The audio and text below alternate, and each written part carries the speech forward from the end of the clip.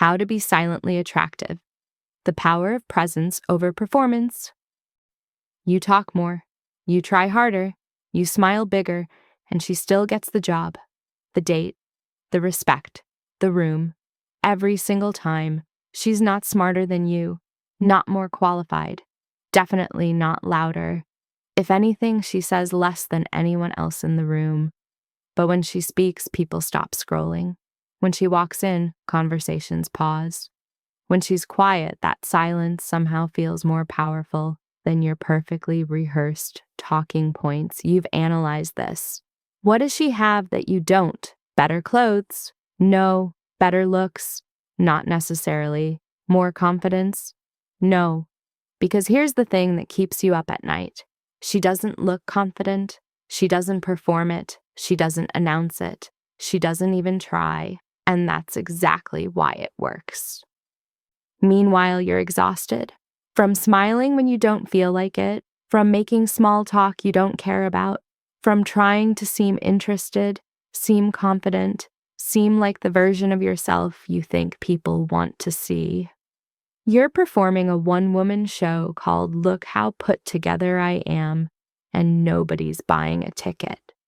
She walks in, says 3 sentences. Somehow everyone remembers her name. You talk for 20 minutes. They forget you before you leave. What the hell is she doing that you're not? Here's what nobody told you. The advice you've been following is making it worse. Be more confident, so you force a smile that doesn't reach your eyes. Put yourself out there, so you overshare in conversations, trying too hard to connect. Fake it till you make it, so you perform a version of confidence that exhausts you by noon. And she's doing none of that. She's not faking confidence. She's not putting herself out there. She's not following a script she learned from some Instagram guru. She's just completely, utterly present. And somehow that presence does more than all your effort combined. Here's the part that stings. You can feel the difference in your own body. Your shoulders tense when you walk into a room. Your voice gets higher, faster when you're trying to impress. Your hands don't know where to go. You're always performing, always on, always 3 steps ahead, thinking about what to say next. She walks in with her shoulders down, moves like she has all the time in the world, speaks slower than you think is acceptable, pauses longer than feels comfortable, and people lean in while you're working overtime to be liked. She's just being, and it's infuriating because you can't figure out what she's doing differently.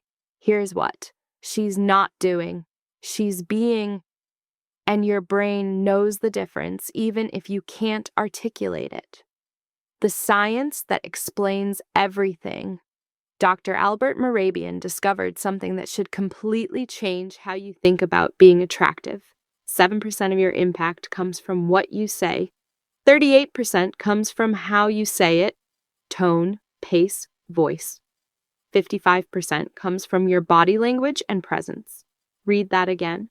93% of how people experience you has nothing to do with your words, which means all those clever things you rehearse, the witty comments you plan, the interesting stories you prepare, they account for 7% of your impact. The other 93% is happening in the signals you can't control when you're busy performing. Your nervous system state, your micro expressions, your breathing pattern, the tension in your shoulders, whether your eyes are actually present or planning 3 sentences ahead. And here's the brutal truth. Humans are really good at detecting bullshit. When you force confident posture while feeling anxious inside, people sense the mismatch. When you practice scripted confidence while doubting yourself, your micro expressions betray you. When you try to project calm while your nervous system is screaming, everyone in the room feels it. Harvard neuroscience research shows why mirror neurons. Your brain has specialized cells that unconsciously copy and evaluate other people's emotional states. Within milliseconds of meeting someone, your brain has decided safe or threat, confident or insecure, real or performing, before you've said hello. This is why she's magnetic. Her 93% matches her 7%. Her body language isn't lying. Her presence isn't performed. Her calm isn't faked. When she says she's fine, her shoulders aren't screaming stress. When she smiles, it reaches her eyes. When she's listening, she's actually there, not planning her next impressive comment. You can't fake that, not long term, because your body always tells the truth. And that's actually good news. Why trying harder is making it worse. There's a reason you leave social events exhausted while she seems energized. You're running 2 programs simultaneously, being present and monitoring how present you look, having the conversation, and evaluating how well you're having it. Listening and planning what impressive thing to say next. Your mental bandwidth is split. Half of you is there, half is watching yourself be there. She's just there, 100% there, not performing presence, not monitoring her performance, not split screening her attention. And people feel that difference. When you're with someone whose attention is divided, part of them present, part of them worried about how they're coming across, it feels hollow. Your brain knows they're not really with you. But when someone gives you their complete, undivided attention, when they're so present, they're not even thinking about being present. Your brain releases oxytocin, the bonding hormone, the trust chemical, the I want more of this person signal. She's not doing anything to you. Her nervous system is just regulated enough that being fully present is her default state, not a performance she turns on, and that's the trap you're in. The harder you try to seem present, the less present you actually are. The more you try to appear confident, the more your body language screams insecurity. The more effort you put into being attractive, the more desperate that effort makes you look. Trying itself is the problem. She's not magnetic because she's trying to be. She's magnetic because she's not trying at all. What she knows that you don't, it's not genetic. She wasn't born this way. She's not special. She just learned something you haven't yet. Real attraction doesn't come from what you do. It comes from who you are when you're not trying to impress anyone. Every quality that makes her magnetic, the calm presence, the emotional stability, the way she actually listens instead of waiting to talk, those are skills, learnable, developable, completely accessible to you. She's built habits that most people never think about. Emotional regulation that keeps her nervous system calm, so her body language doesn't scream anxiety. Attention control that lets her be 100% present, so people feel actually seen by her. Physical awareness that grounds her movements, so she doesn't fidget or rush or telegraph nervousness. Genuine curiosity that makes her interested instead of trying to be interesting. These aren't personality traits. They're practices, daily micro habits that rewired her nervous system and transformed how people experience her. And here's what nobody tells you. She didn't build these habits to be attractive. She built them to feel better in her own skin. The attraction was just a side effect. Because when you're genuinely comfortable with yourself, when your nervous system is regulated, when you're actually present, when you're not performing, people feel that. Your mirror neurons broadcast, this person is safe, stable, real, and humans are hardwired to move toward that energy. What you'll learn. This isn't another confidence tips list. This is the internal rewiring that creates external magnetism. In the next 90 minutes, you'll learn why silent presence beats loud performance and the neuroscience that proves trying harder makes you less attractive. How to build grounded presence through energy management so your nervous system stops broadcasting anxiety. The power of strategic silence and deep listening. People remember how you made them feel, not what you said. How to develop emotional stability that makes people feel safe around you. The number one most attractive quality. Why genuine curiosity about others beats any script you could memorize. Make them feel interesting instead of trying to be interesting. How to master nonverbal communication so your body stops betraying your anxiety. The truth about building real confidence through competence, not affirmations or positive thinking. How to make this automatic so you stop performing and start being. This isn't about faking confidence until you feel it. It's about building the internal qualities that make confidence inevitable, not tips, transformation, not performance, presence, not trying harder, being better. The choice. 6 months from now, you'll walk into a room. Option 1, you'll feel the same knot in your stomach, the same tension in your shoulders, the same voice in your head analyzing every word before you say it. You'll perform confidence for 2 hours and leave exhausted. She'll still be the one people remember.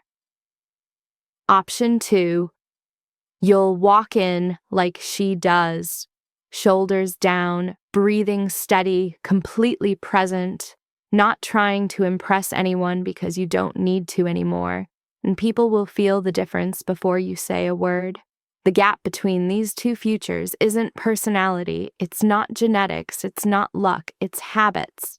Small, daily practices that rewire how your nervous system responds to the world. She's not special. She's just been practicing things you haven't learned yet. Emotional regulation so her body language stays calm. Attention control so she's actually present.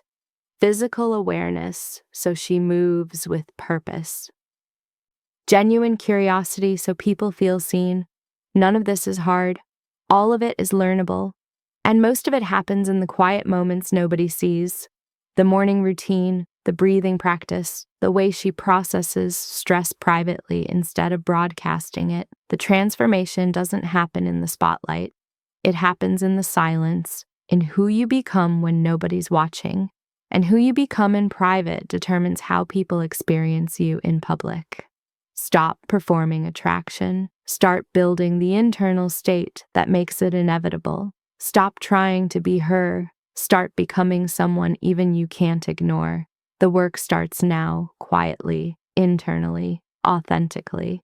And 6 months from now, when you walk into that room and feel the energy shift, not because you demanded it, but because you've earned it, you'll know exactly why. Not because you learned to fake it, because you finally became it. Let's begin. Chapter 1. Why silent presence outperforms loud performance. The psychology of magnetic presence. You've been doing it wrong. Not because you're not trying hard enough, because you're trying at all. Every workshop you've attended, every confidence expert you've followed, every article titled 10 Ways to Be More Charismatic. They've all taught you the same thing. Do more, say more, be more, smile bigger, talk louder, take up space, command attention, project confidence. And you've tried. God knows you've tried. You've practiced power poses in the bathroom before meetings. You've rehearsed interesting anecdotes in your head. You've forced yourself to make eye contact even when it feels uncomfortable. You've learned to fake it till you make it, and somehow you're still forgettable. Meanwhile, she walks in, says maybe 10 sentences the entire evening. Half of them are questions. And somehow everyone leaves talking about her. Here's why. The 93% you're ignoring.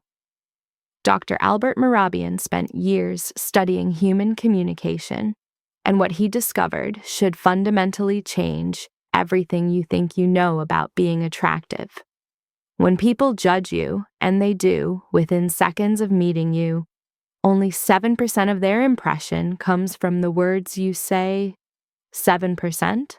All those clever things you rehearse, the witty comebacks you prepare, the interesting facts you memorize to have something to talk about, they account for less than 1/10 of how people experience you. 38% of your impact comes from your vocal qualities. Not what you say, but how you say it, your tone, your pace, your rhythm, the resonance in your voice. Whether you sound rushed or calm, anxious or grounded, and 55%, more than half of how people perceive you, comes from your body language and presence, your posture, your breathing, the way you hold tension in your shoulders, whether your movements are fluid or jerky, the quality of your eye contact, the micro expressions that flash across your face before you can control them. This is the 93% you've been ignoring while you obsess over the 7%.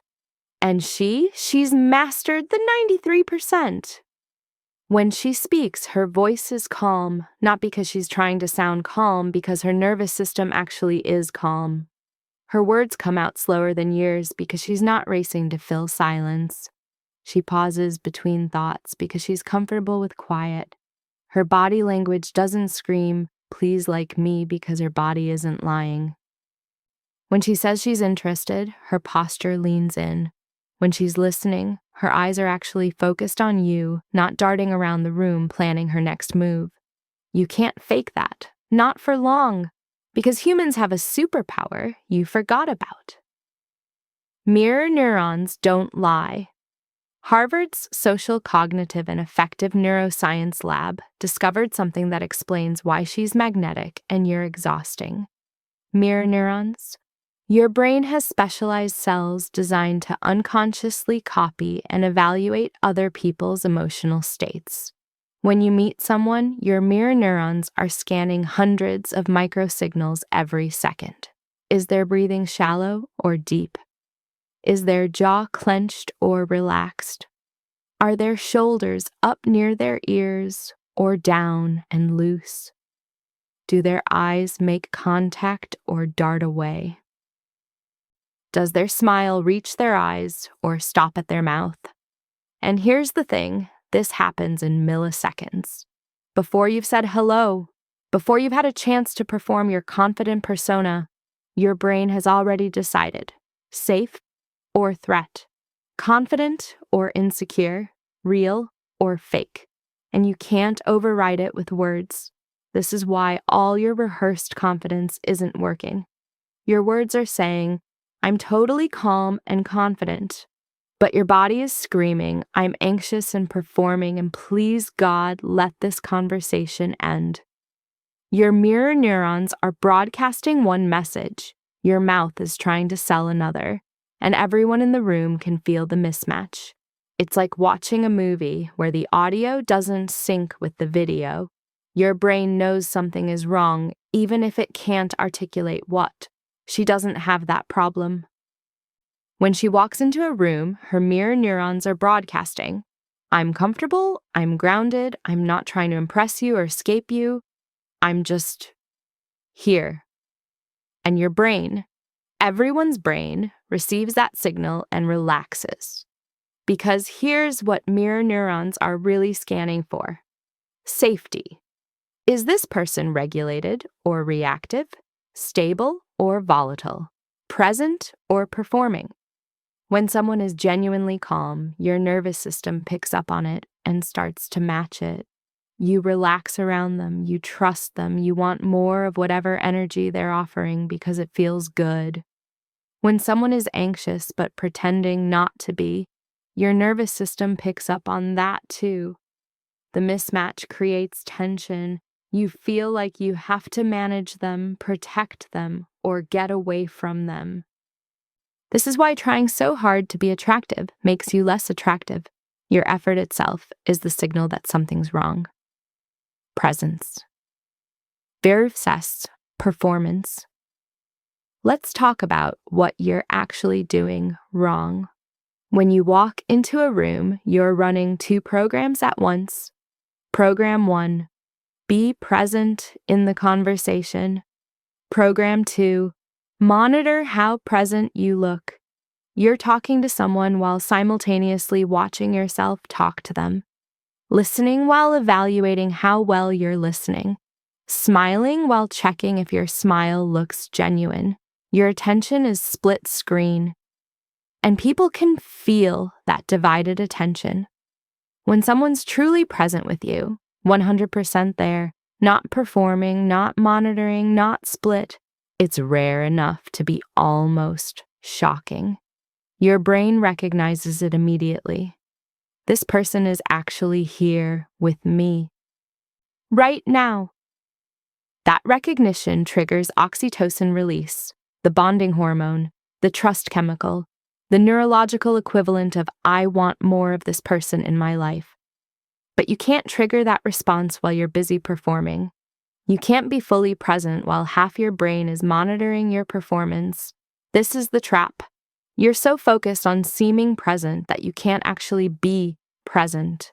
She's not in that trap because she's not trying to seem like anything. When she's in a conversation, she's not thinking about how she looks or sounds. She's not planning her next impressive comment. She's not wondering if she's doing it right. She's just listening. Actually listening. Not listening while waiting to talk. Not listening while monitoring her facial expressions. Just listening. And that singular focus, that complete presence, is magnetic because it's so incredibly rare. The performance trap. Here's what nobody told you about confidence tips. They work for about 20 minutes. Then your nervous system gets tired of pretending and the real you starts leaking through the cracks. You can force good posture for an hour, but eventually your shoulders creep back up toward your ears because that's where your body holds stress. You can maintain strong eye contact for a conversation or two, but eventually you'll look away at the wrong moment because prolonged eye contact when you're anxious is actually painful. You can speak with a calm, measured pace for a meeting, but eventually you'll speed up because your nervous system is screaming, "Get this over with." Performance is exhausting because it's not sustainable. And here's the cruel irony. The harder you work to maintain the performance, the more obvious it becomes that it is a performance. People can see the effort. They can feel the strain. They can sense that you're white-knuckling your way through confidence instead of actually being confident. An effort, when it comes to presence, is repellent because effort signals that something is wrong, that you're not comfortable, that you need to prove something. She's not efforting, she's not proving, she's not performing, she's just existing in her body with a level of comfort that you haven't achieved yet. And that comfort, that ease, is what draws people in. Not because she's special, because she's real. Why authenticity beats Polish every time you know what's more attractive than perfect? Real, messy, imperfect, occasionally awkward, real. Because perfect is exhausting to be around. Perfect means the other person has to be perfect too. Perfect creates pressure, real creates safety. When someone is genuinely comfortable with their imperfections, when they can laugh at themselves, admit when they don't know something, exist without pretense, your nervous system exhales. You don't have to perform around them. You don't have to manage their ego. You don't have to be careful. You can just be. And that permission to be real is intoxicating. This is why she's magnetic, even though she's not polished, even though she doesn't always have the right thing to say, even though she's sometimes awkward or quiet or uncertain, because she's comfortable with all of it. She's not trying to hide her humanity. She's not performing perfection. She's not smoothing over every rough edge. She's just present with whatever is actually happening, including her own imperfections. And paradoxically, that comfort with imperfection makes her seem more confident than your perfectly performed persona. Because real confidence isn't, I'm perfect. Real confidence is, I'm imperfect. And that's fine. The shift you need to make: stop trying to be attractive. Start building the internal state that makes attraction inevitable. Stop performing confidence. Start regulating your nervous system so your body language naturally communicates calm. Stop rehearsing interesting things to say. Start being interested in the person in front of you. Stop monitoring how you're coming across. Start being so present that you forget to monitor anything. This shift from doing to being is everything. And it doesn't happen by trying harder. It happens by building different habits. Habits that regulate your nervous system so your baseline state is calm instead of anxious. Habits that train your attention so presence becomes natural instead of performed. Habits that develop genuine curiosity so you stop worrying about being interesting and start being interested. These habits aren't sexy. They don't make good Instagram content. They happen in private, in the quiet moments nobody sees, but they're what create the 93% that actually matters. She's not magnetic because of what she says. She's magnetic because of who she is when she's not saying anything at all. And who she is, calm, grounded, present, real, is the result of practices you're about to learn. Not tips, not tricks, not performances, transformations. Small, daily practices that rewire how your nervous system responds to the world. And once your nervous system changes, your presence changes automatically. You stop trying to seem confident, you just are. Not because you're performing it better, because you've built the internal state that makes it real. And real, messy, imperfect, authentic real is what people are actually drawn to. Not your polished performance, your grounded presence. That's what she has. That's what you're building. And it starts with understanding one simple truth. Presence always beats performance. Not sometimes. Always. Because your body can't lie. Your mirror neurons can't fake it. Your nervous system can't maintain a performance that doesn't match your internal state. But when your internal state changes, when you actually become calm, grounded, and present, the performance becomes unnecessary. Because you're not trying to seem like anything, you're just being who you actually are, and who you actually are when you're not performing is magnetic. Chapter 2: The Hidden Cost of Being Emotionally Reactive. Most women think emotional reactivity is just an inconvenience, a momentary loss of composure, something that passes and then you move on. They have no idea they're bleeding from 1,000 invisible cuts. The cost of reactivity isn't one dramatic event. It's not getting fired because you snapped at your boss or losing your marriage because of one big fight.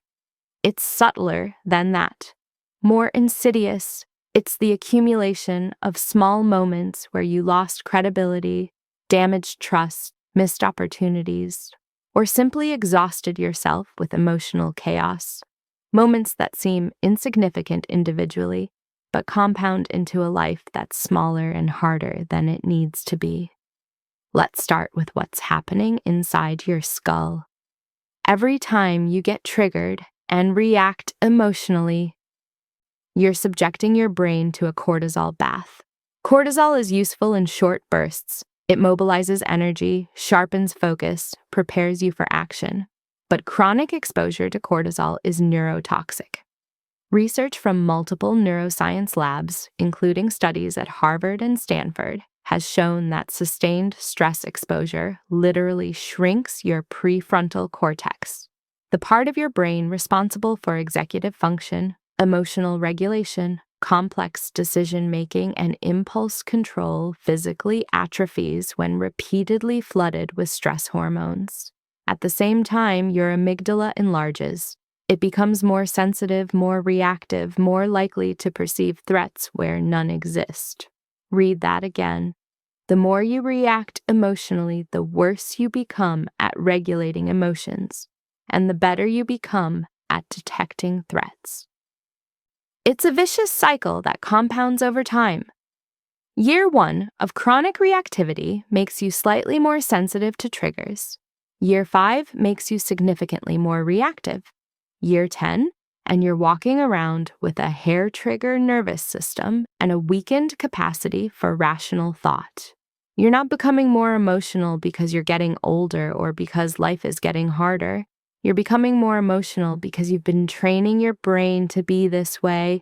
And unlike muscle atrophy, which you can see in the mirror and which motivates you to hit the gym, brain changes are invisible. You just notice that things bother you more than they used to, that you cry more easily, get angry more quickly, feel overwhelmed more often.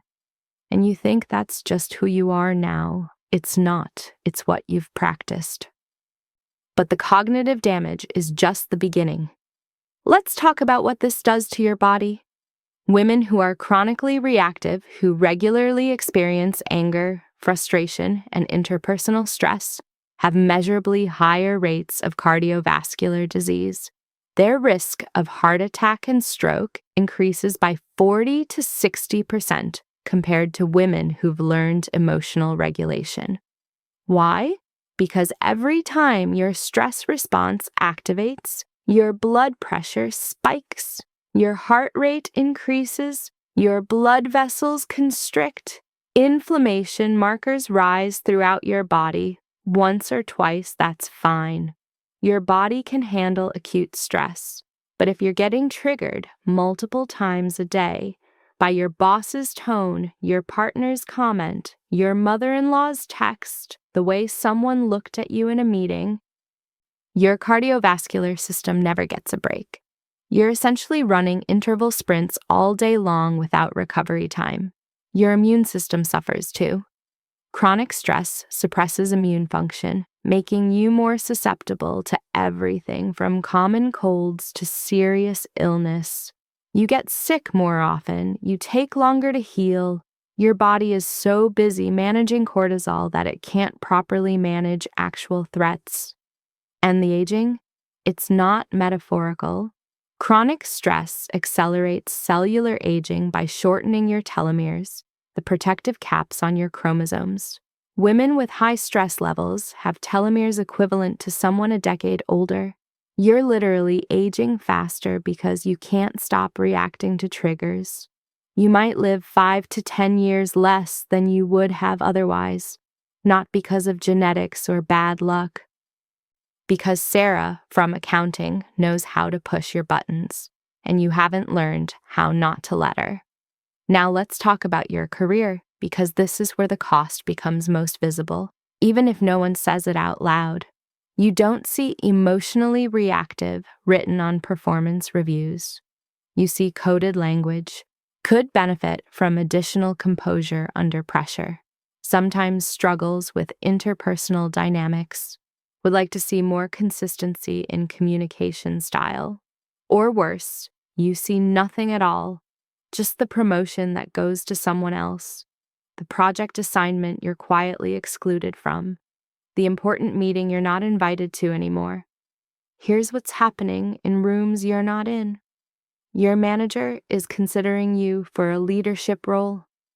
Someone asks, how does she handle conflict? There's a pause.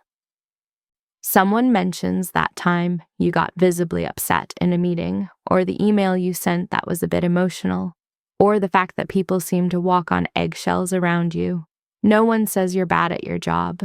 You're probably excellent at your job, but leadership requires emotional stability, the ability to stay calm when everyone else is panicking, to receive criticism without becoming defensive, to make decisions based on logic rather than emotion, to be predictable in your reactions so that people feel safe bringing you problems.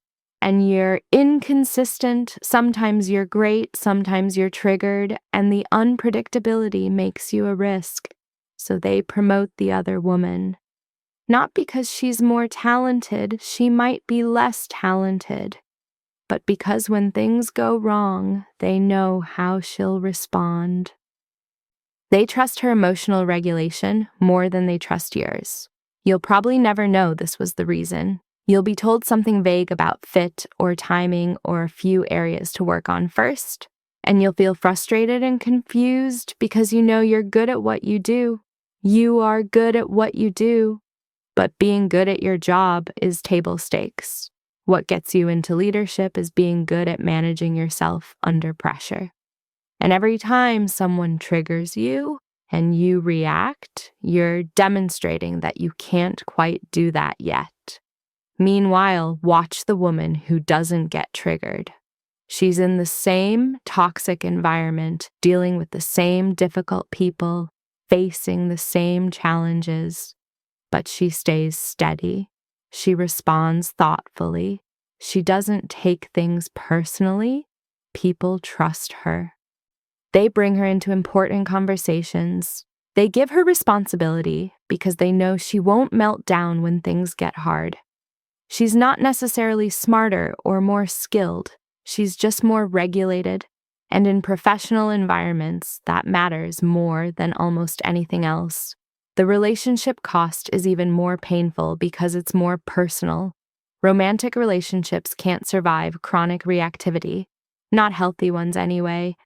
When you're constantly triggered by your partner, by their tone, their choices, their habits, their silences, you create an atmosphere where genuine intimacy is impossible. You're not relating to them as they actually are. You're relating to them through the filter of your triggers. Your partner starts to notice that certain topics are landmines. Certain phrases set you off. Certain tones make you defensive. So they start editing themselves, carefully choosing words, timing conversations, walking on eggshells. At first, they're doing it to protect you from getting upset. They love you. They don't want to hurt you. But eventually, they're doing it to protect themselves. Because your reactivity isn't just emotionally exhausting, it's draining the relationship of honesty and spontaneity. Think about what happens when someone can't be authentic with you. They stop sharing what they're actually thinking. They start managing your emotions instead of expressing their own. Resentment builds on both sides. You resent that they're not being direct with you, though you've trained them not to be. They resent that they have to constantly monitor their words and behavior to avoid triggering you. The relationship becomes less about connection and more about crisis management. And here's the cruelest part. You often don't realize this is happening until the relationship is already damaged. You just know that something feels off, that you don't feel as close as you used to, that conversations feel more careful, less alive. Your partner might eventually tell you if they're brave enough or frustrated enough. I feel like I can't say anything without you getting upset. And you might genuinely be confused because from your perspective, you're just expressing your feelings. You're being honest about when things hurt you. But there's a difference between expressing feelings and weaponizing them, between sharing your emotional experience and making someone else responsible for managing it. When you get triggered by your partner's normal human behavior, forgetting to text, being tired after work, wanting time alone, and react with anger or hurt or passive aggression, you're essentially punishing them for not perfectly meeting your unspoken expectations. And over time, that punishment shapes their behavior, not toward more authentic connection, but toward more careful self-editing. The same pattern plays out with friends. The chronically reactive woman gradually finds that her friends stop calling as much, stop sharing certain things, keep conversations surface level, not because they don't care, because caring for someone who's frequently triggered is exhausting. It requires constant emotional labor, anticipating what might upset them, managing their reactions, soothing their hurt feelings. Eventually, many friends quietly withdraw. They're still friendly, still polite, but the depth is gone. The spontaneity is gone, and you're left wondering why your friendships don't feel as close as they used to. Let's talk about your children if you have them, because this is where reactivity does its deepest damage. Children learn emotional regulation by watching the adults around them. They don't learn it from what you tell them about managing emotions. They learn it from watching how you actually manage emotions. When you react strongly to minor triggers, the spilled milk, the forgotten homework, the mess in the living room, you're teaching your children that small problems warrant big emotional responses. You're modeling dysregulation. They learn that emotions are dangerous, unpredictable forces that can erupt at any moment. They learn to walk on eggshells, just like your partner does. They learn to be hyper-vigilant about your emotional state, constantly scanning your face and voice for signs of incoming anger or hurt. And they internalize this. They begin to believe that their behavior is responsible for your emotional state, that if you're upset, it's their fault, that they need to manage your feelings by being good or staying small or not burdening you with their needs. This is how anxiety gets passed down through generations, not through genes primarily, but through nervous system modeling. Your daughter watches you get triggered by criticism and react defensively. She learns criticism is a threat. Defense is the appropriate response. She internalizes your pattern. By the time she's in her first job, she's already practiced defensive reactivity thousands of times by watching you. Your son watches you get triggered by your partner's comment and shut down for hours in cold silence. He learns, when hurt, withdraw. Punishment through absence is how we communicate pain. He takes this into his future relationships. The cost of your reactivity isn't just paid by you, it's inherited by the next generation. Perhaps the most tragic cost is the one that's hardest to measure: the loss of your authentic power. Every time you react to a trigger, you're not responding from your highest self. You're responding from your most wounded self. You're not the wise, capable, powerful woman you're becoming. You're the hurt child, the defensive teenager, the betrayed ex-girlfriend, the criticized employee from 5 jobs ago. Every unhealed wound has a voice, and when you're triggered, those voices are running the show. This means your present moment gets hijacked by your past. You think you're responding to what's happening now, but you're actually responding to everything that's ever happened that felt similar. Your partner forgets your anniversary, and you're not just upset about this year's forgotten date. You're also upset about the time your father forgot your recital, the time your ex forgot your birthday, every time someone made you feel unimportant. Your boss gives you critical feedback, and you're not just processing this specific feedback. You're also processing every time a teacher called you stupid, every time your mother implied you weren't good enough, every time you felt judged and found lacking. The trigger in the present moment acts as a time machine, pulling all those old wounds into now. And here's what this costs you: predictability. When people know your triggers, they know how to manipulate you, consciously or unconsciously. They know that if they say X, you'll react with Y. They know how to make you angry, defensive, guilty, or anxious with reliable precision. You've essentially handed them a control panel to your nervous system. Want to make you defensive? Just imply you're not working hard enough. Want to make you anxious? Just hint that you're disappointing someone. Want to make you angry? Just use that particular dismissive tone. You think you're expressing your authentic feelings. Actually, you're running a program that was installed years ago, possibly by people who didn't even mean to hurt you. And the most painful part? While you're trapped in these reactive patterns, you're not building the life you're capable of building. You're not taking the risks you should take because you're afraid of criticism. You're not having the conversations you need to have because you're afraid of conflict. You're not pursuing the opportunities you deserve because you're afraid of rejection. Your reactivity is keeping you small. But here's what nobody tells you until now. All of this can change. The brain damage isn't permanent. The cardiovascular risk decreases. The relationship patterns can shift. The career limitations can dissolve. Not because the difficult people in your life change, they probably won't, but because you learn to stop giving them power over your nervous system. You learn that between stimulus and response, there's a space, and in that space lies your freedom.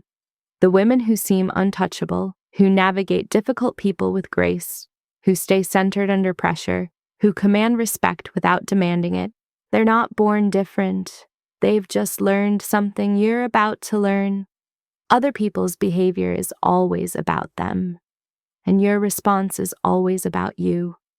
When you truly understand this, not just intellectually, but in your nervous system, everything changes. And that understanding starts with building a mental framework that protects your emotional core, no matter what anyone else does.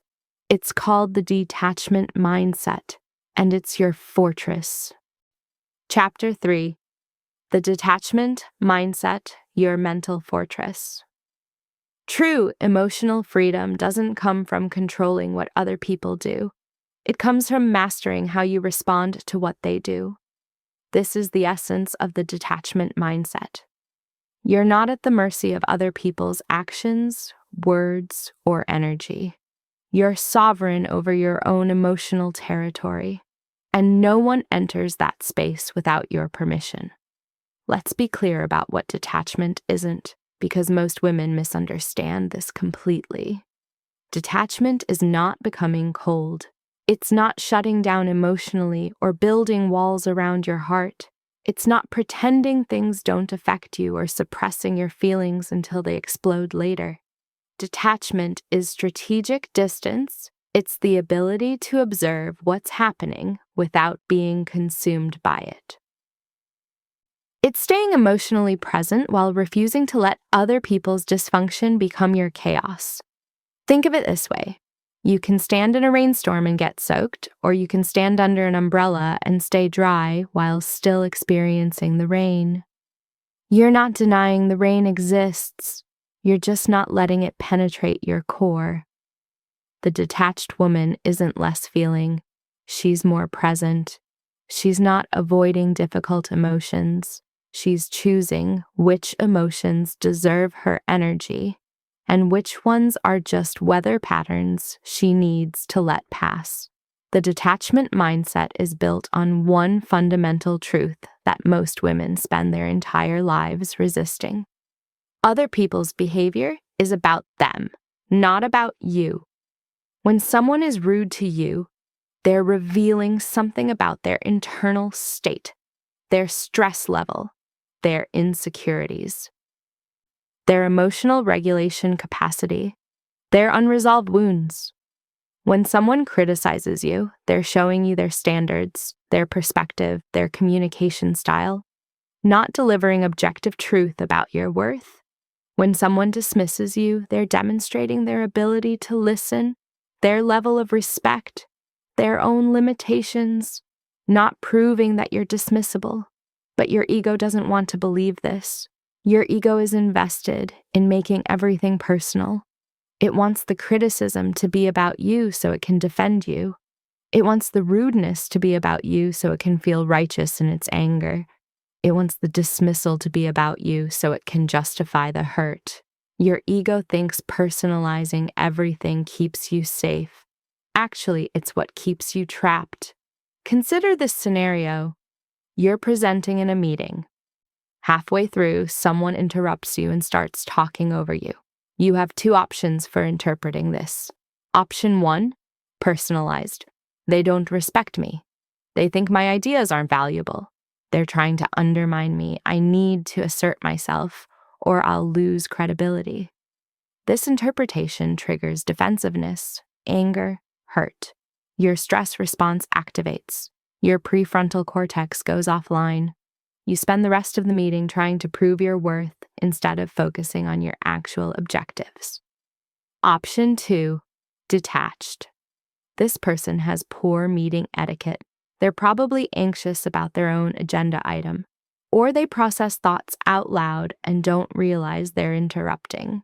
This is information about their communication style, not my value. This interpretation keeps you centered.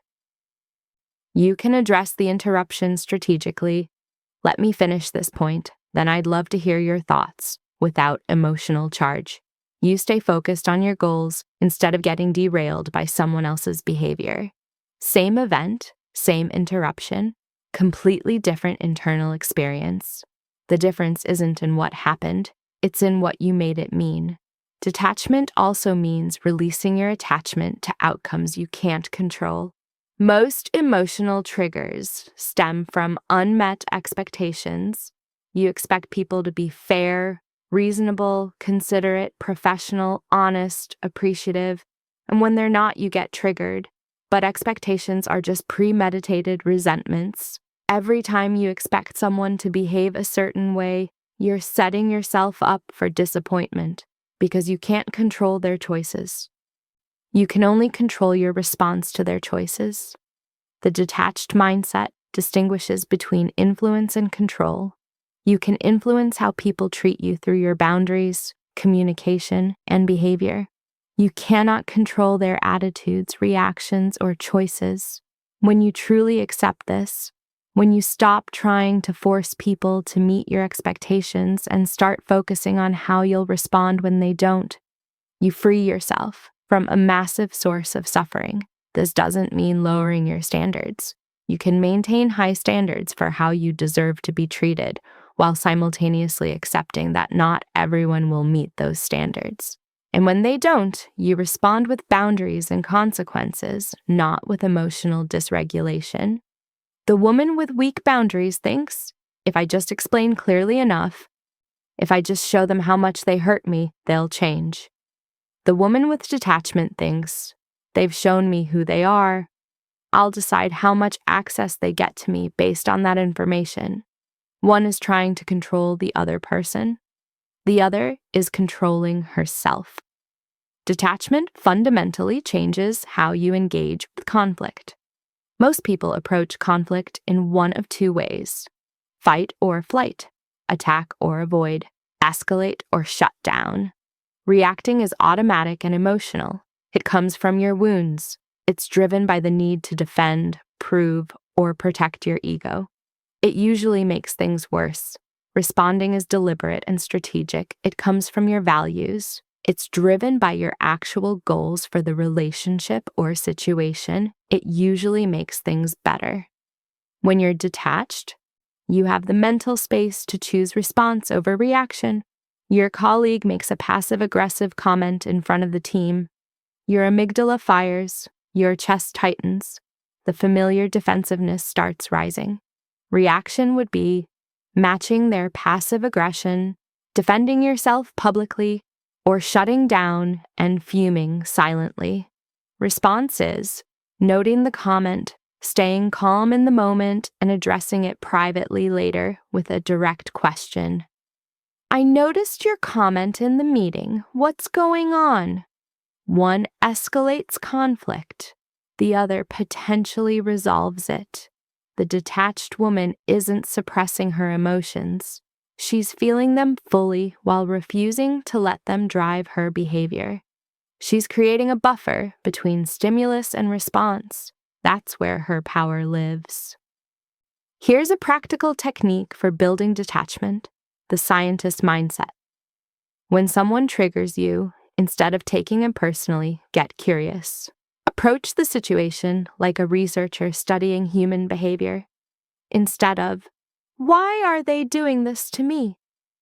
Ask, what's happening inside them that's causing this behavior? This shift from victim to student creates immediate emotional distance. Your mother criticizes your parenting. Instead of spiraling into defensive hurt, you get curious, interesting. Mom's anxiety about control is manifesting as criticism again. I wonder if she's feeling insecure about her own parenting choices being questioned. Your boss gives vague, unhelpful feedback. Instead of panicking about your job security, you analyze. He's conflict avoidant and doesn't know how to give direct feedback. This is information about his communication limitations, not my performance.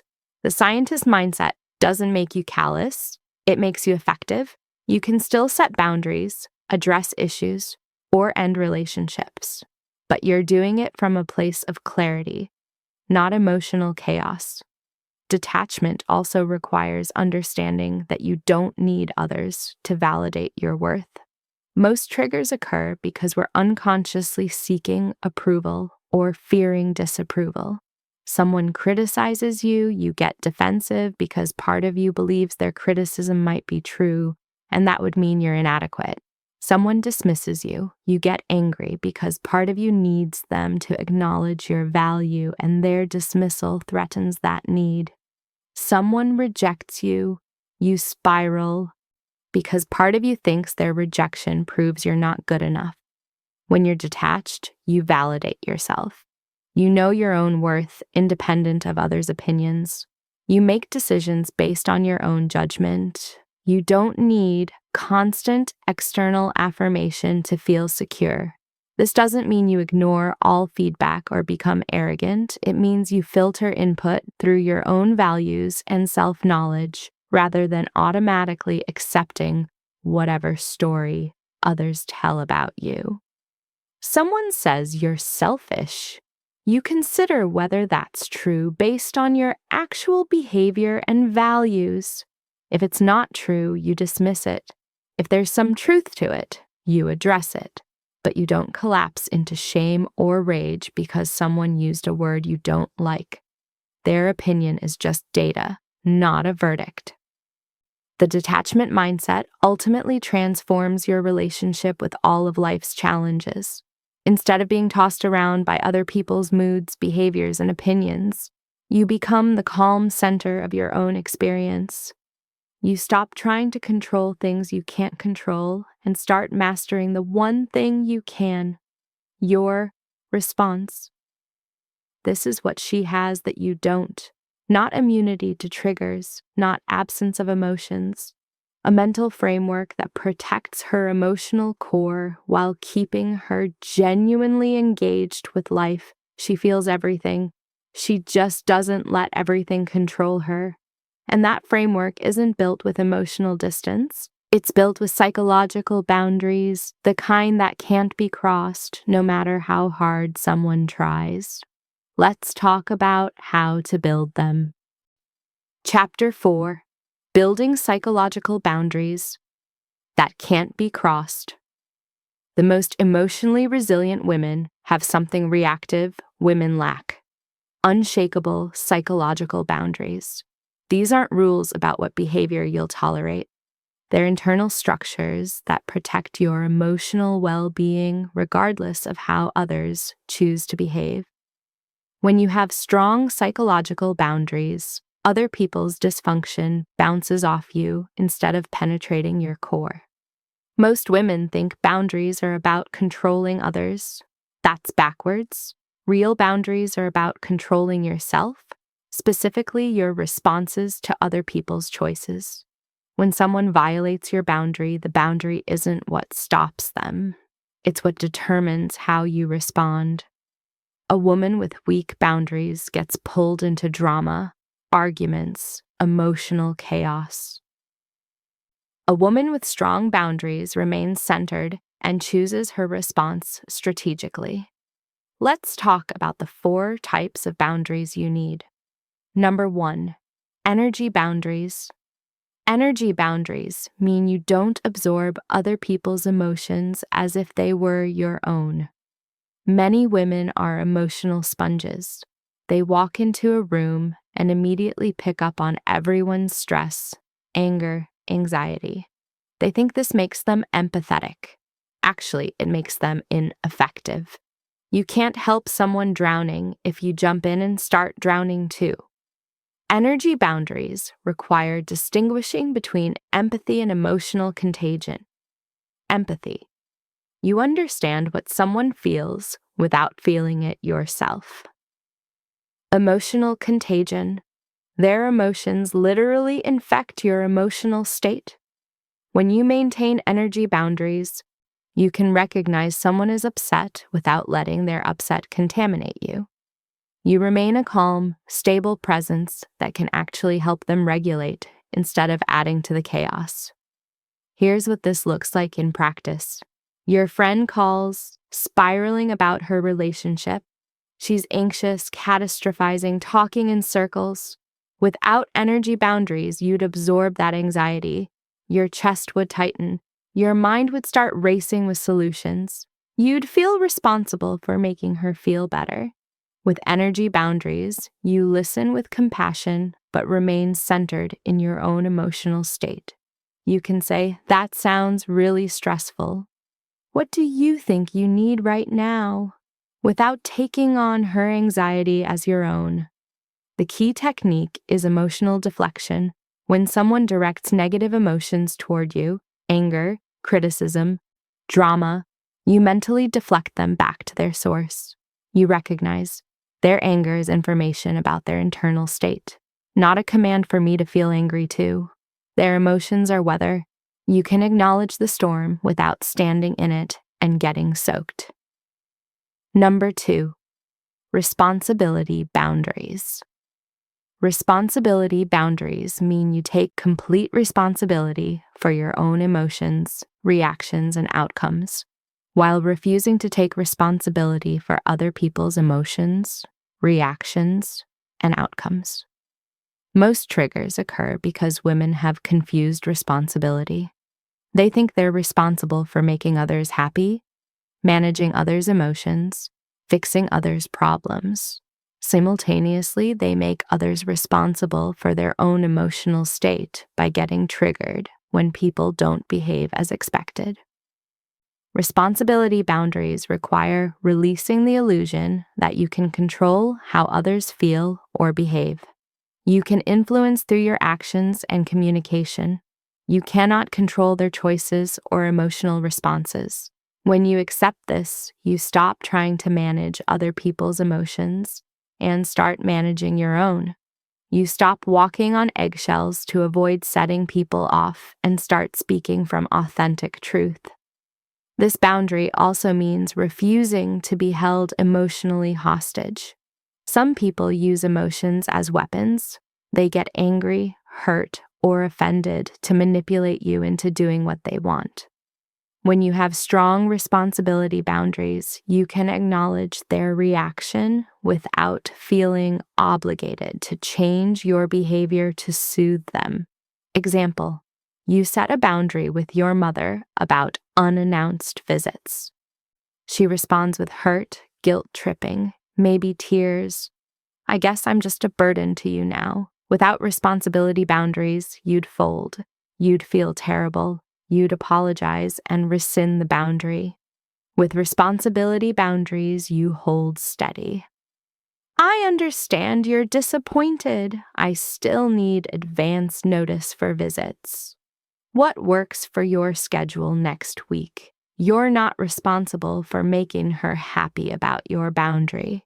You're responsible for maintaining the boundary you need. Her emotions are hers to manage." Number 3, meaning-making boundaries. Meaning-making boundaries mean you decide what things mean instead of automatically accepting other people's interpretations as truth. When someone calls you selfish, lazy, too sensitive, too intense, they're offering their interpretation. You don't have to accept it. You can consider their perspective, extract useful feedback, and maintain your own assessment of yourself and your actions. This prevents others from defining your worth, capabilities, or identity. You become the author of your own narrative instead of letting others write your story. Here's the distinction most women miss. Someone's opinion about you is just data, not a verdict. Your boss says your presentation lacked impact.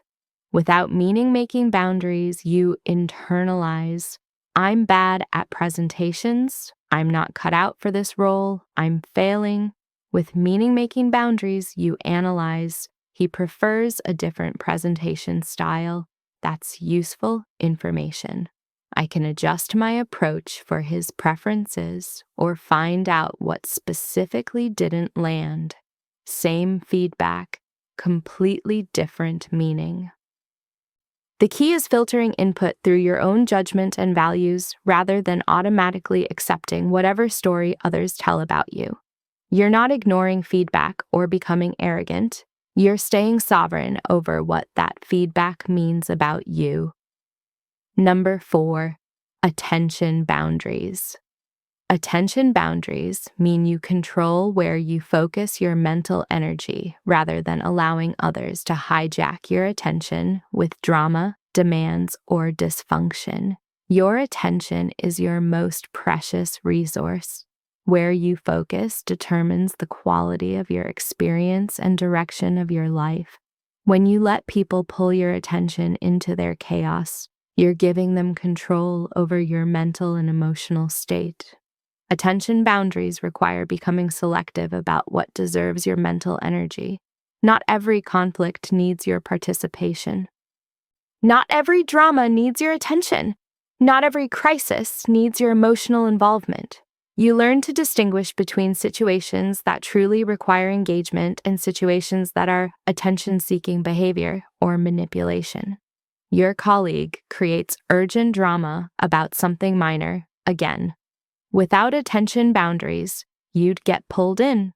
Spend an hour helping them problem solve, feel drained afterward. With attention boundaries, you assess. Is this actually urgent? Is this my responsibility? Is my involvement helpful or enabling? If not, you respond briefly and redirect. That sounds stressful. Let me know how it goes. Then you return your attention to your own priorities. This doesn't make you callous. It makes you intentional about where your finite emotional resources go. Maintaining boundaries, the consistency principle. Here's what most women don't understand. Boundaries without consistency are just suggestions. Every time you violate your own boundaries, absorbing someone's emotions, taking responsibility for their choices, accepting their interpretation as truth, giving them your attention when they're being manipulative, you train both yourself and them to expect boundary violations in the future. Every time you maintain your boundaries with calm confidence, you reinforce your psychological strength and teach others how to treat you. Example: your friend habitually calls during your work hours with non-urgent gossip. The first time you say, "I can't talk now, I'll call you tonight," but then you stay on the phone for 30 minutes, you've taught her your boundary isn't real. If you consistently say, "I need to go, I'll call you at 7, and actually end the call, she learns that work hours aren't available for casual calls. The boundary becomes real. Boundaries aren't about controlling others' behavior. They're about controlling your response to their behavior. When someone crosses a boundary, the boundary determines your next move.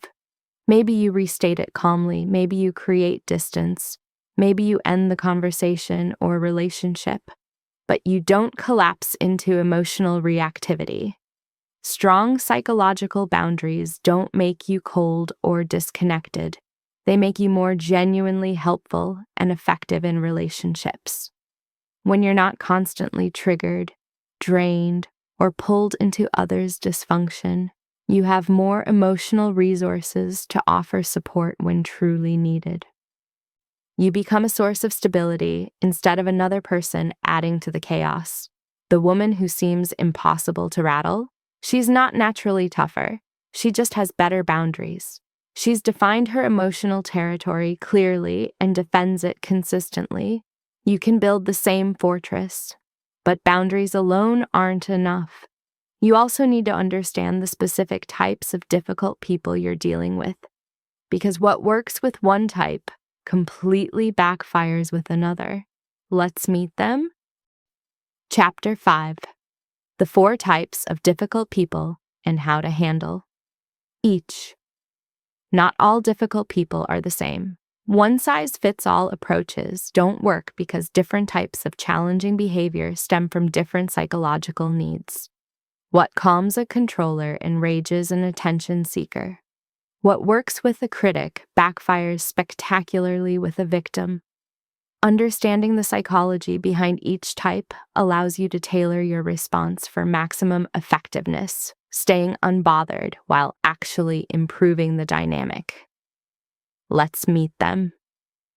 Type 1, the controller, identifying traits, micromanages, gives unsolicited advice, needs to be in charge of everything, becomes agitated when others don't follow their directions. Psychological root, deep insecurity and fear of losing control. Controllers believe that if they're not managing every detail, something bad will happen. Often they experience chaos or unpredictability in their past, and control became their primary coping mechanism. What doesn't work? Fighting for control, refusing their input entirely, telling them to back off. What works? Give them the illusion of control while maintaining your autonomy instead of, I'm doing it my way. I see 2 possible approaches here. Which one do you think would work better?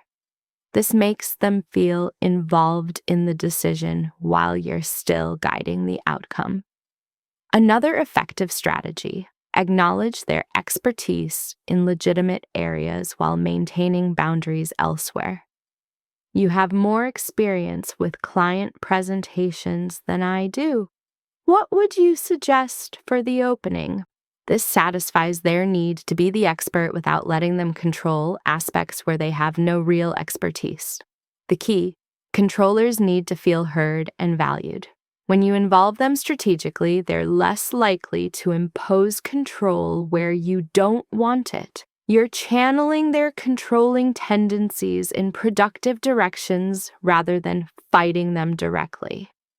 Example in action: your mother-in-law tries to control how you organize your kitchen. Instead of defending your choices, you say, "You're so good at organizing. I'm struggling with the pantry layout. Would you take a look and tell me what you think?" She gets to offer expertise. You get to decide which suggestions to actually implement. Type 2, the attention seeker, identifying traits. Insatiable need for validation and drama. Interrupts conversations to make it about them. Creates crises requiring rescue. Becomes upset when not the center of attention. Psychological root, fear of being ignored or forgotten. Attention seekers learned early that dramatic behavior gets attention, even if it's negative attention. To them, being ignored is worse than being criticized. What doesn't work? Giving them attention for dramatic behavior, trying to out-drama them, completely ignoring them. What works? Reward appropriate behavior, don't reward drama. When they're behaving normally, show genuine interest, ask their opinion, acknowledge their presence. When they're creating drama, don't take the bait, respond calmly and briefly, then redirect your attention elsewhere. Example: your friend texts, "Everything is falling apart, I can't do this anymore." For the 3rd time this week. Without boundaries, you'd call immediately, spend an hour problem solving, and reinforce that drama gets your full attention. With boundaries, that sounds really stressful. Let me know what you decide to do about it. Then you don't engage further until they respond with something substantive. You're not being cold, you're refusing to reward the drama while remaining available for genuine connection. The key: attention seekers need to learn that your attention is available for real connection, not theatrical crisis. When they discover that drama doesn't work, but authentic sharing does, their behavior often shifts. Type 3, the critic, identifying traits. compulsive need to point out flaws and problems rarely offers praise, finds fault with almost everything, delivers feedback that's actually just criticism. Psychological root, usually perfectionism or low self-esteem. Critics are often hardest on others in areas where they're most insecure about themselves. Pointing out others' flaws makes them feel temporarily superior or safe from criticism. What doesn't work? Defending yourself, criticizing them back, trying to prove they're wrong. What works? Thank them for input, then ask questions that force constructive engagement instead of, "That's not fair. I worked really hard on this." Try, "Thanks for pointing that out." What specifically would you suggest to improve it? This does two things. It disarms their criticism by treating it as helpful feedback rather than an attack, and it forces them to be constructive rather than just destructive. Most critics haven't actually thought through solutions. They just know how to spot problems. Another technique, agree and redirect. Critic, "This report is too long. No one's going to read all this." You're right that length matters. What if we moved some of this to an appendix? Then the main report stays concise, but the detail is available for anyone who wants it. You've agreed with their core point, length matters, while redirecting to a solution. They feel heard. You maintain control of the outcome. The key, critics need to feel like their perspective matters. When you acknowledge the kernel of truth in their criticism and engage them in problem solving, you transform them from adversary to collaborator. Type 4, the victim identifying traits. Everything is someone else's fault, complains constantly but resists solutions. Learned helplessness derives identity from suffering. Psychological root, usually learned helplessness from repeated experiences where they genuinely had no control. Over time, victimhood became their identity and their way of getting sympathy, attention, and avoiding responsibility. What doesn't work? Trying to fix their problems for them, offering endless sympathy, accepting their narrative that nothing is their fault. What works? Show compassion without enabling. Ask questions that encourage them to think about their own agency instead of, "That's terrible. Here's what you should do." Try, "That sounds really difficult. What do you think your options are?" You're acknowledging their struggle while directing them back to their own power. You're not rescuing them. You're reminding them they have choices. Set time boundaries around victim conversations. I have about 10 minutes to talk. What's the most important thing you want me to know? This prevents the endless complaint spiral while still showing you care.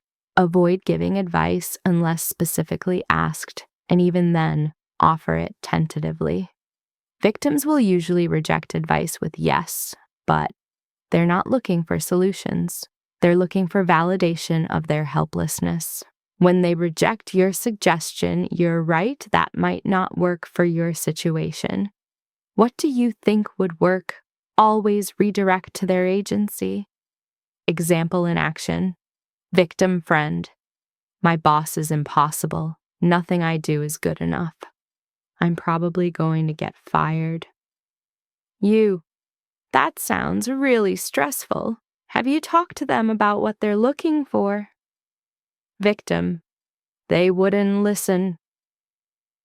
They never listen. What would need to change for this situation to improve? You're not solving their problem. You're refusing to participate in the helplessness narrative while still being compassionate. The key, victims need to rediscover their agency. When you consistently refuse to enable helplessness and gently redirect them to their own power, some will start taking responsibility. Others will move on to more sympathetic audiences. Either way, You're protecting your energy. Tailoring your approach. Most difficult people combine elements of multiple types, and their behavior changes based on stress or context. The key is staying flexible and adjusting based on what you observe working. But remember, understanding someone's psychology doesn't obligate you to tolerate their dysfunction. You can understand why a controller needs control, recognize the fear driving their behavior, and still maintain firm boundaries about what you will and won't accept. Compassion and boundaries coexist perfectly. You're not managing difficult people to change them. You're managing your response to protect your peace while maximizing the chance of productive interaction. Sometimes, even with perfect strategy, difficult people remain difficult. That's when you need responses that disarm attacks without escalating conflict. Let's talk about those. Chapter 6. Non-reactive responses that disarm any attack. When someone attacks you, criticizes your character, tries to provoke an argument, or delivers a cutting comment, your response in that moment determines whether the situation escalates or de-escalates. Most people default to one of two options: fight back or shut down, attack or avoid, defend or collapse. Both are reactive. Both usually make things worse. But there's a third option most women don't know exists: the non-reactive response that completely disarms the attack and often transforms the entire dynamic. Non-reactive responses work because they refuse to play the game the other person is trying to start. When someone attacks, they're unconsciously expecting you to defend, counterattack, or collapse. These are the only responses they know how to handle. When you respond with calm curiosity, genuine concern, or strategic vulnerability, you break the pattern they're expecting. You force them to shift into a different mode of interaction. Here are 6 techniques that work.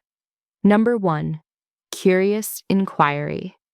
Instead of defending yourself or attacking back, respond with genuine curiosity about their perspective.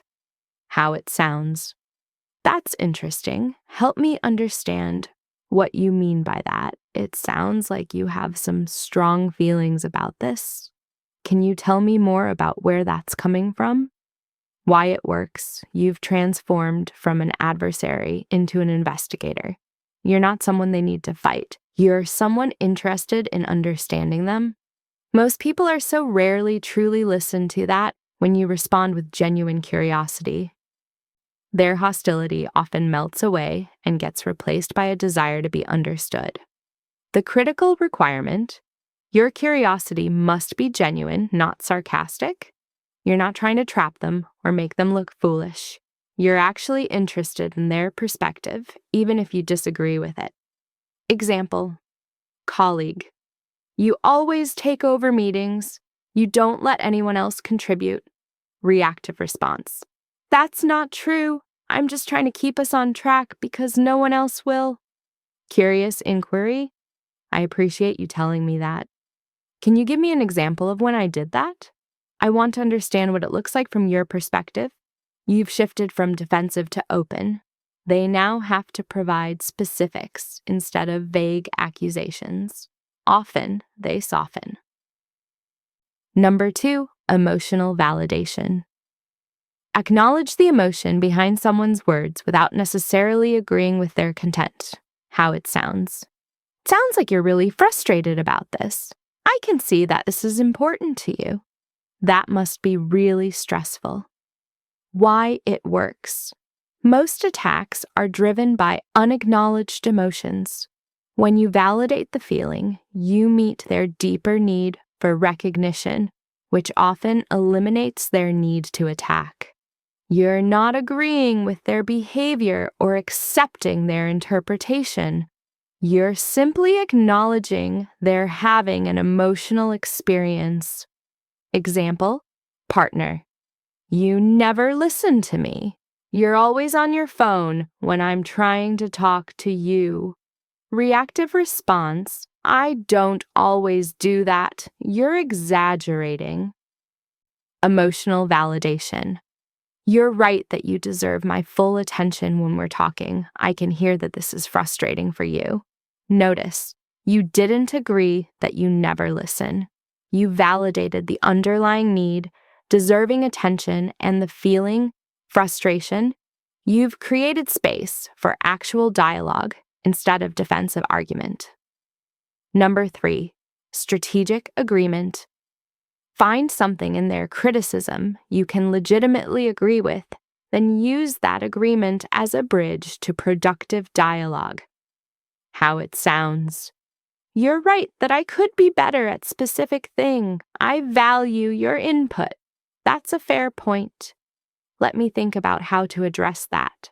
Why it works. Agreement removes the adversarial dynamic. Instead of fighting about whether their accusation is true, you're working together to solve the underlying issue.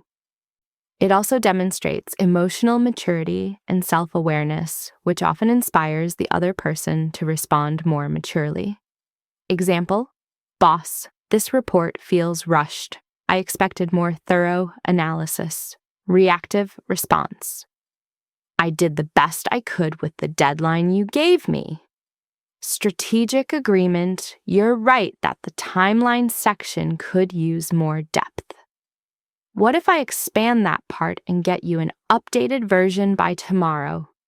You've agreed with the valid concern without getting defensive about the deadline. You've shifted to problem solving.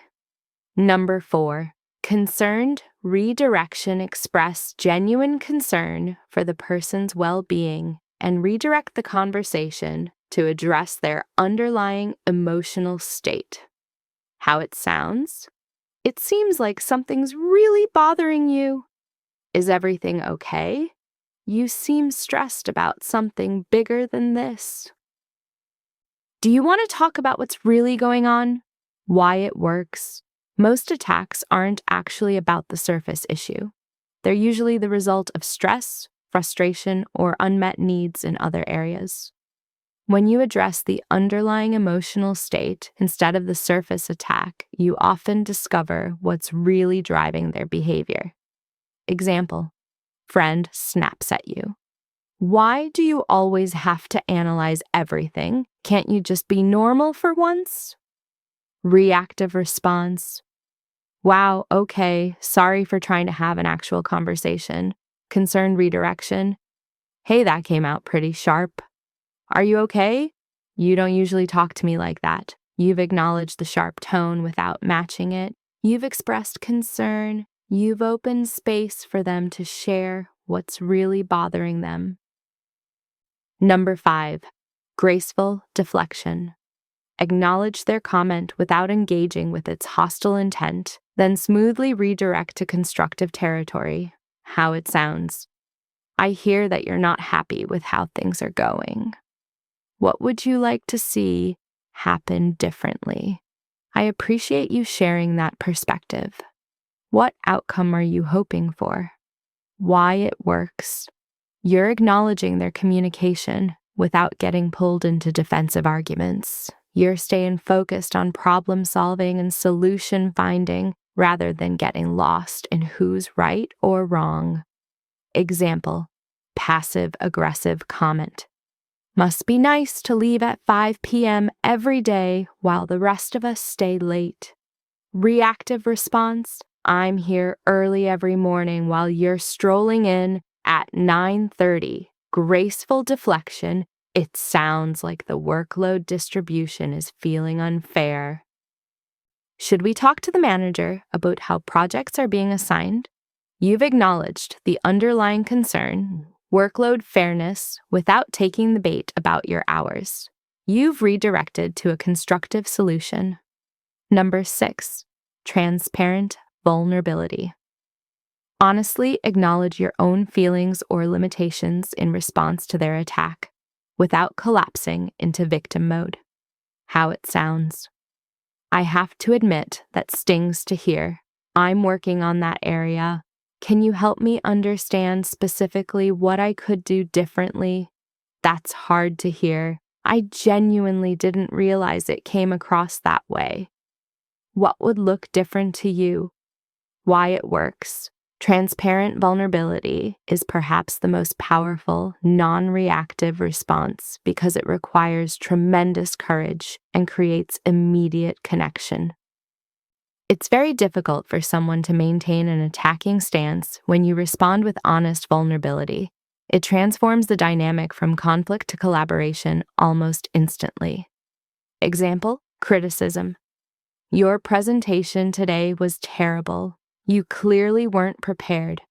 Reactive response. I was prepared. You just don't understand the complexity of what I was explaining. Transparent vulnerability. That's disappointing to hear. I did prepare, but obviously something didn't land. What specifically would have made it more effective for you?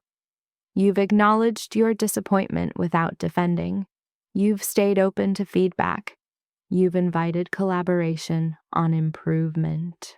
The key to all non-reactive responses. These techniques only work when they come from a genuine desire to understand, connect, and resolve, not from a manipulative attempt to win or look good. If you use them sarcastically or strategically to trap the other person, they'll backfire. People sense authenticity. The goal isn't to guarantee that difficult people respond positively. Some won't, no matter how skilled your response. Some people are committed to conflict and will reject your attempts at de-escalation. But even when they don't work to change the other person, they work to protect you. You maintain your dignity, demonstrate emotional maturity, avoid getting pulled into unnecessary drama, and observers, your colleagues, your children, anyone watching, see clearly who's interested in resolution and who's just looking for a fight. Non-reactive responses aren't about being weak or passive. They're about being strategic.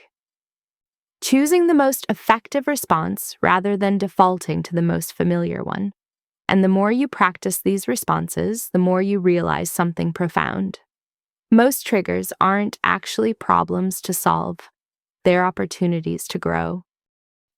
Chapter 7.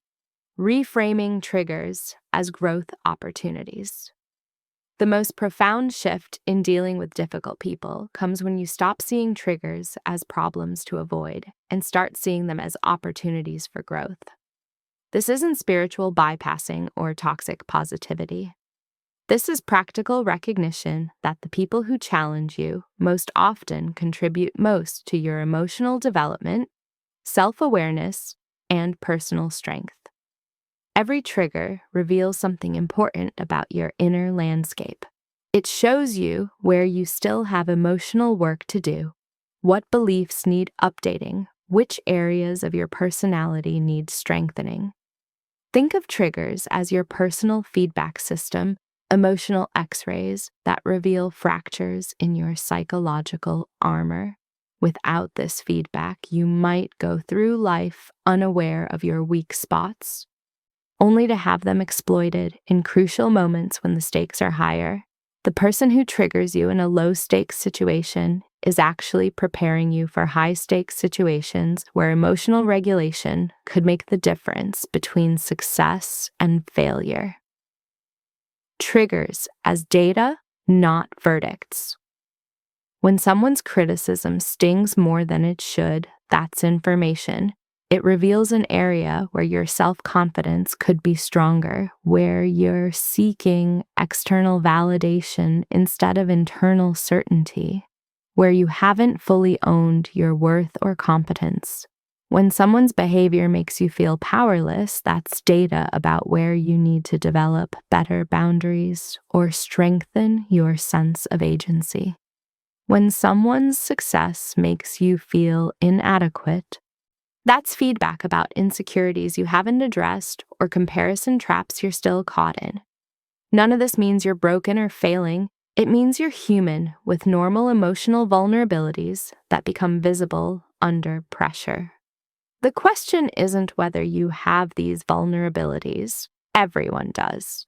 The question is, will you use triggers to identify them and strengthen them, or will you stay triggered and blame the people pressing those buttons? Most women choose the second option.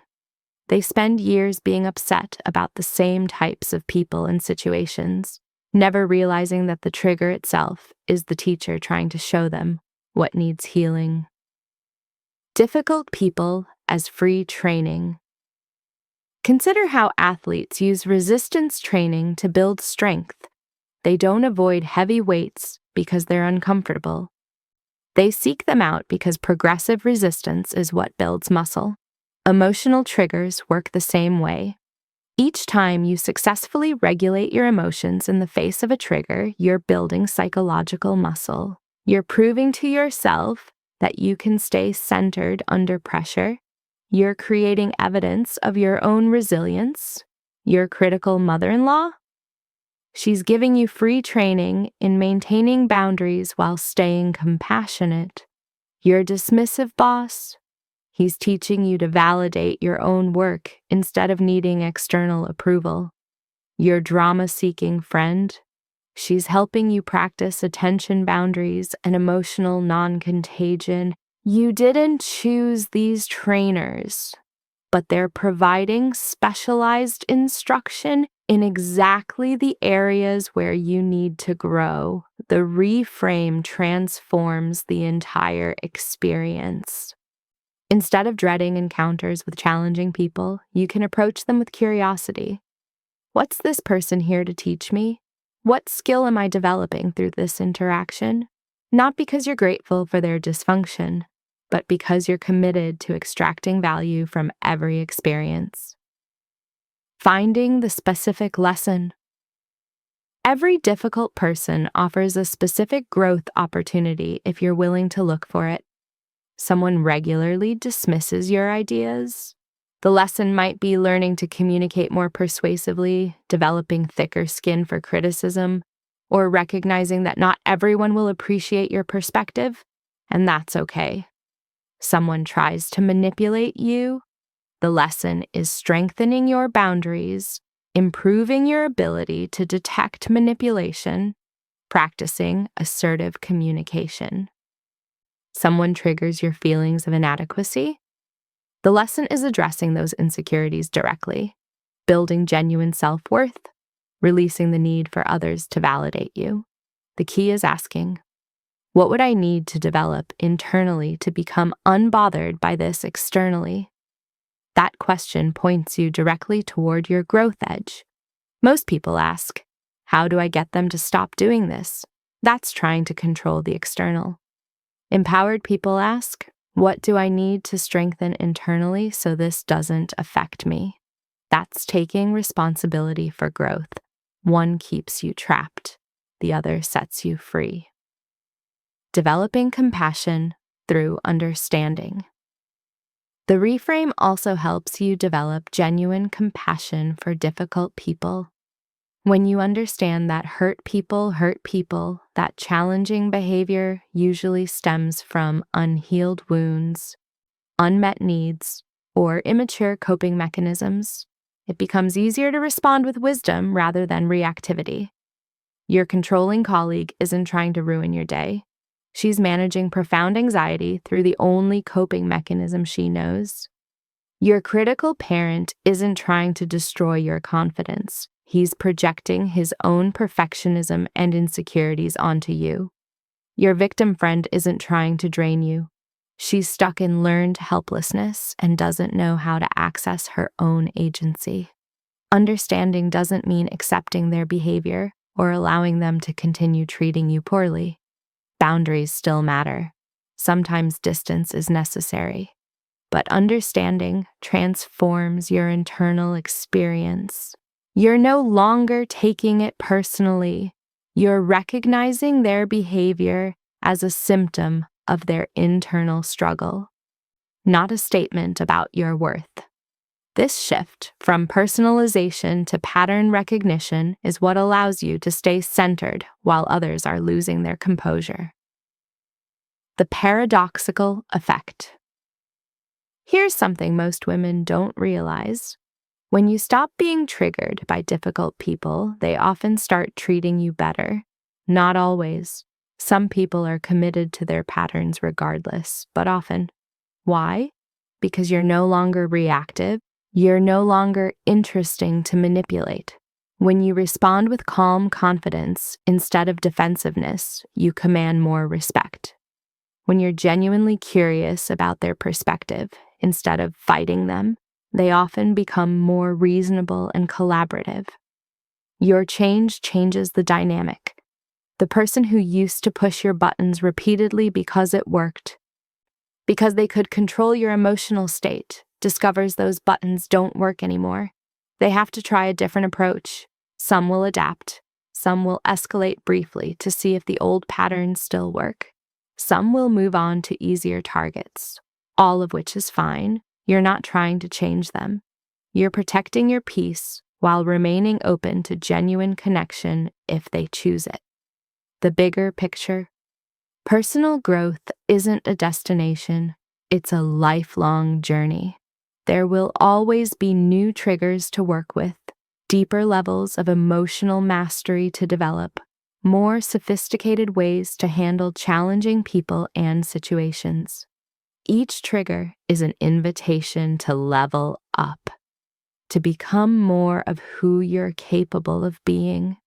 The woman who can remain calm, centered, and responsive in the face of any challenge is someone who can achieve anything she sets her mind to. Not because external circumstances won't be difficult, but because she's developed the internal capacity to handle whatever arises. That's what the unbothered woman has. Not an easier life, stronger internal resources. She's been triggered thousands of times just like you. The difference? She used those triggers as training instead of letting them train her to be more reactive. Every difficult person in your life right now is offering you the same opportunity. The question is, will you take it? Or will you spend another year, another 5 years, another decade being upset about the same patterns, never realizing that the power to change your experience has been in your hands the entire time? The triggers aren't going away. Difficult people exist at every level of success, in every stage of life, but you can transform your relationship with them completely. And that transformation starts with one final piece: integrating everything you've learned into a new way of being. Let's bring it all together. Chapter 8. The New You, Unbothered and Unstoppable. Let's talk about who you become when you master this. Not in some distant future after years of perfect practice, but in the weeks and months ahead as these principles become part of how you move through the world. You don't become cold. You don't become unfeeling. You don't become someone who doesn't care. You become strategically detached, emotionally regulated, psychologically sovereign. You become the woman who can handle whatever comes her way, not because nothing bothers her, but because she's developed the internal capacity to process anything without being controlled by it. What actually changes? In your career, you stop being the woman who gets passed over because people aren't sure how you'll handle pressure. You become the one they turn to when things get difficult because they know you'll stay steady. When someone criticizes your work, you don't spiral into defensive panic. You assess the feedback objectively, extract what's useful, discard what isn't, and improve your approach. Your colleagues notice, your boss notices. Opportunities start flowing toward you because you've proven you can handle them. You're not working harder. You're just no longer wasting energy on emotional reactions that don't serve you. In your relationships, you stop walking on eggshells around your partner's moods or your mother's opinions.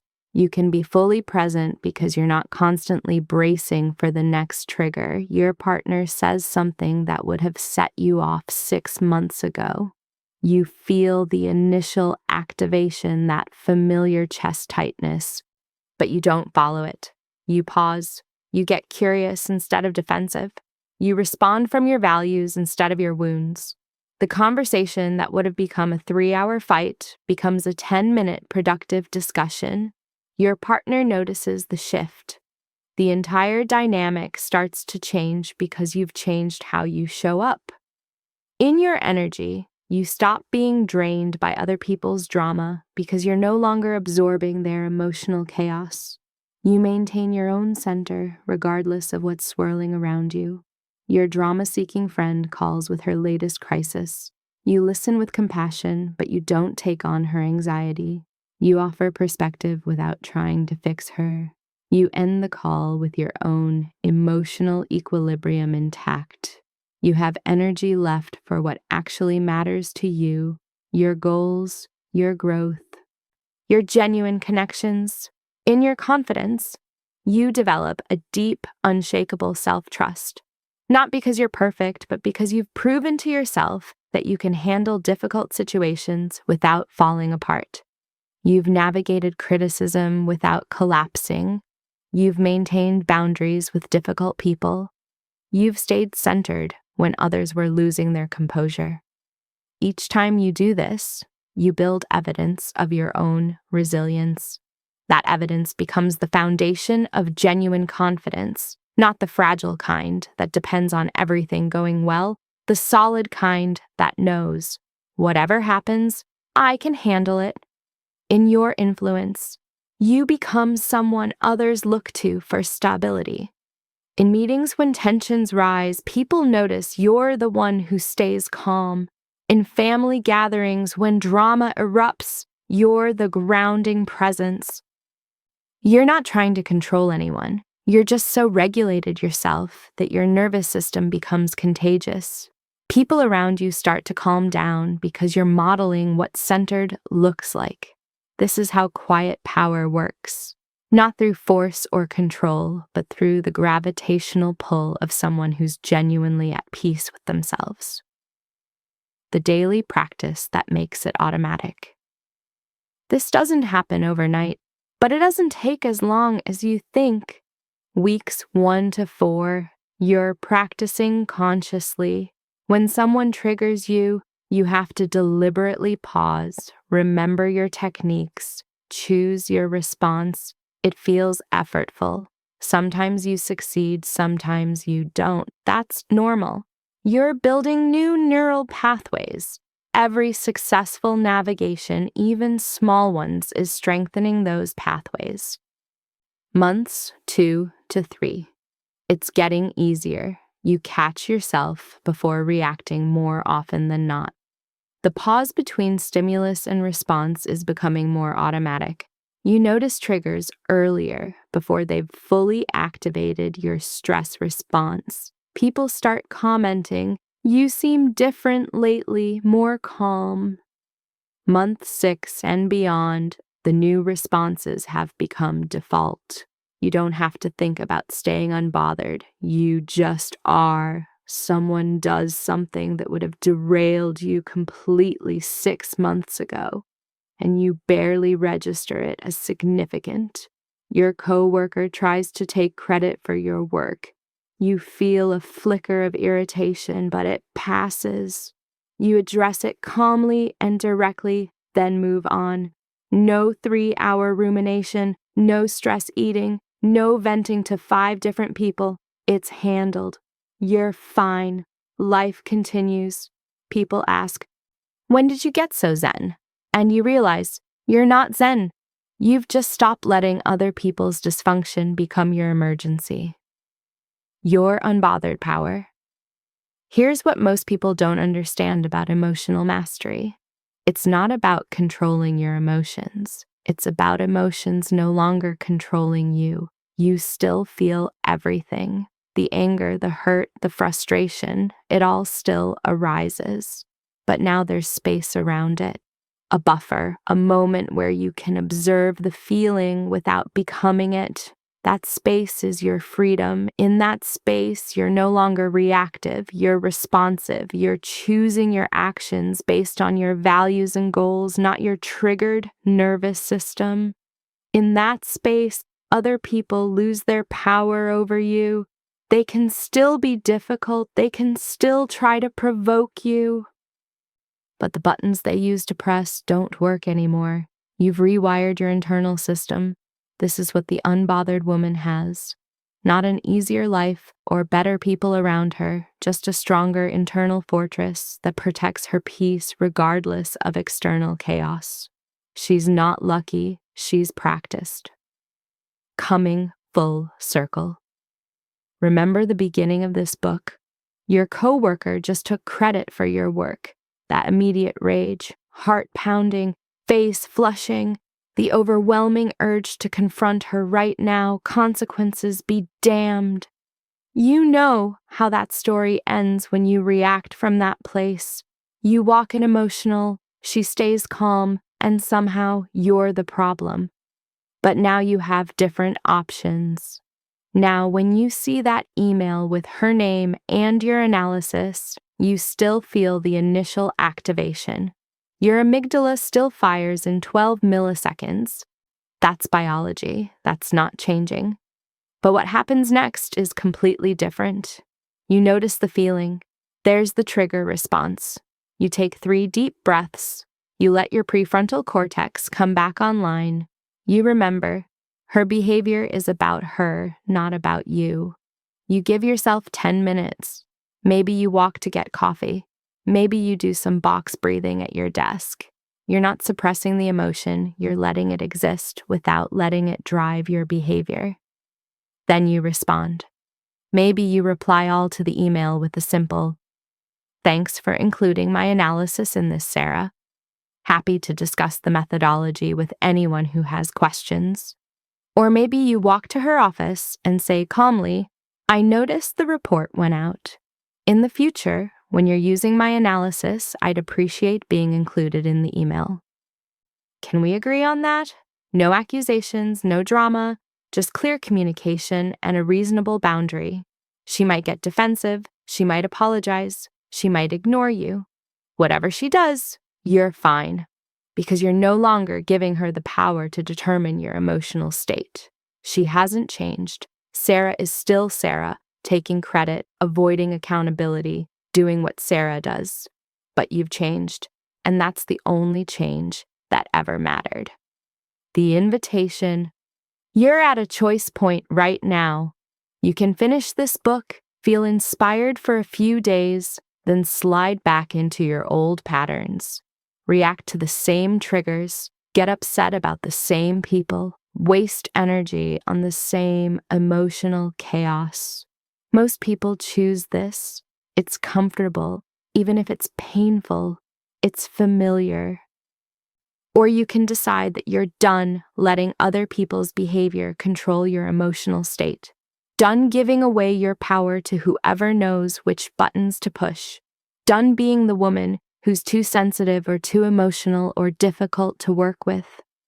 You can start building your psychological fortress, one boundary at a time, one non-reactive response at a time, one trigger reframed as a growth opportunity at a time. It won't be perfect. You'll still get triggered sometimes. You'll still react when you meant to respond. That's part of being human. But each time you catch yourself, pause and choose differently. You're voting for the woman you're becoming. The one who stays unbothered, not through emotional suppression, but through emotional mastery. The one who walks into any room, faces any challenge, handles any difficult person with calm confidence because she knows, whatever happens, I can handle this.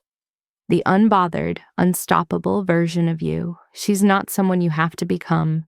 She's who you already are, beneath all the reactive patterns you've been practicing. Stop letting people trigger you. Detach. Stay unbothered. Win through peace. The power was always yours. You just had to learn how to use it.